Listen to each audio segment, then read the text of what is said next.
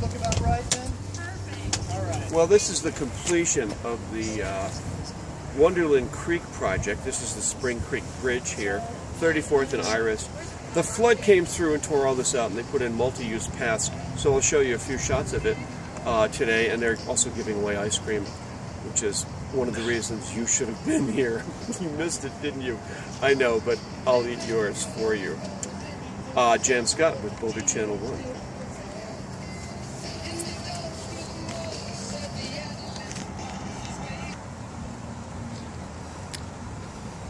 Lots of reeds down here. Some people call this a swamp. Other people call it a wetland. But one thing's for sure, it did get washed out during the flood of 2013. And they fixed it all. So multi-use path. All of this, has this all been rebuilt? It is? Yeah. Are you in charge of it? I am not. You're not? Are these ducks imported?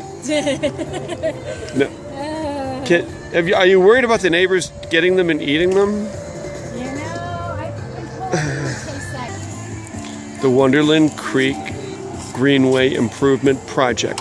Floodplain mapping. Let me know what I owe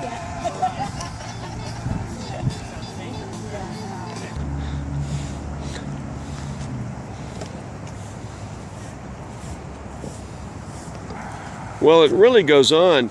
It's convoluted, this whole project. They have more than one bridge in. They have several bridges. And then look at this. Here is an underpass that appears to go right under the highway.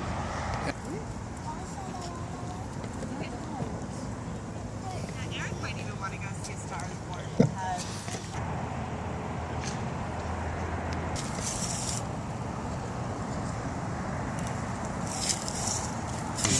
I'm Kurt Bauer, Engineering Project Manager of Public Works, Flood and Greenways. Yep. This project is about 10 years in the making. It started with a master plan in 2009, and this particular reach was identified as the most critical reach to have flood mitigation done, as well as construct what we're standing on, a missing link in the city's multi-use path system. And in 2013, when the floods hit, it confirmed the need as people had to get rescued up by Birchwood, wow. Which is Winding Trail and 28th. Luckily, no one died. The project started construction about 2 years ago, and we are here tonight to dedicate this project, which provides missing link in the multi-use path system, 3 new underpasses, including a railroad bridge, disconnecting the creek from the irrigation ditch, which caused flooding on the other side of 28th, actually, and big underpass under 28th. And then it will take out about 1,300 people from the 100-year flood risk. So this was built after the flood, huh? Good thing you didn't start it in the middle of it or before. Yes, it was in conception back in 2009. And you're the engineer? I'm the project manager. We had a great big team To design awesome it. team. Because there's a lot going on here. We just took pictures. I mean, there's a whole bunch of intersections And they're and still bridge. doing, as you see, some final landscaping down at the end here. This is pretty impressive, isn't it?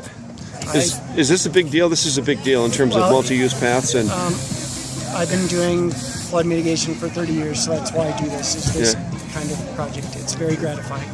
All right, thanks very much. Thank you. Appreciate it. Thanks.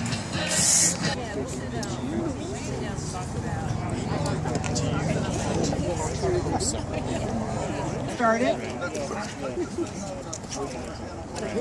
And for those in line, we're of the Water Resources Advisory Board, and that is a volunteer board appointed by drinking water, wastewater, stormwater, and floodwater management utilities.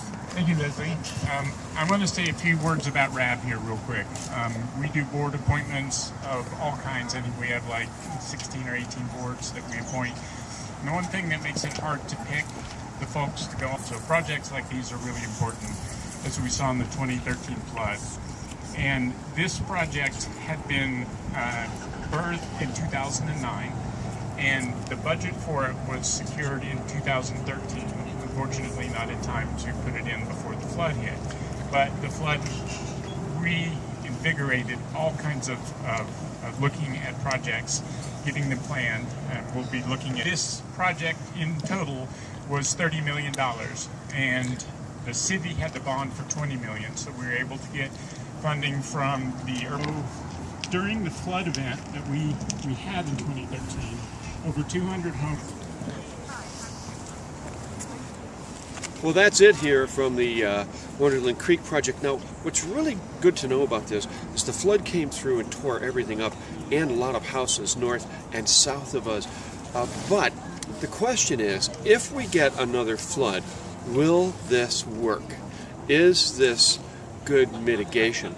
Or will the flood just come through and tear everything up, come up over the top, and flood all these homes again? That's the big question, and I guess we'll have to wait for another 100 years. Oh no, maybe not. Maybe 5 years. Bill says 5 years, probably because the world's supposed to come to an end in 5 years. Jen Scott, Boulder Channel 1. Yeah.